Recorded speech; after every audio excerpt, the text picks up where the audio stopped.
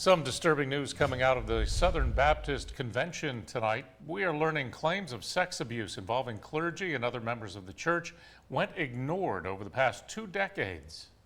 Those are the findings of an independent investigation into the church. The report reveals the SBC's executive committee closely guarded information about abuse allegations and lawsuits. As NBC 15's Lisa LeBraniak explains, the current president is the one who called for the investigation.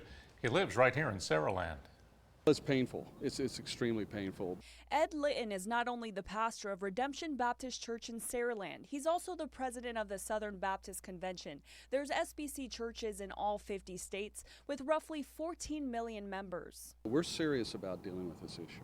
Litton is responding to the 288-page investigative report by an independent firm, Guidepost Solutions, looking into allegations that claims of clergy sex abuse were ignored by church leaders. The reports say survivors of sex abuse were stonewalled by clergy, and their claims of abuse were dismissed over a 21-year period.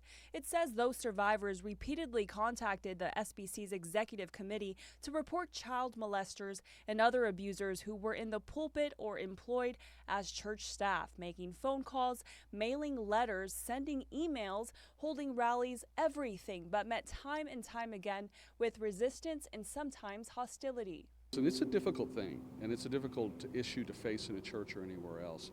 And so I understand that difficulty as a pastor, but we need to make changes, systemic changes in the SBC that make sure our churches are safe places for people, and that we deal rightly and justly with those who have been victimized. The report reveals some senior SBC leaders had protected or even supported abusers, naming at least 5 former SBC presidents. The report outlines recommendations for the SBC that will be discussed in a couple of weeks at the next convention. And they will present them to Anaheim Convention. The convention will decide what changes to make in our structure, and set new course corrections for the future.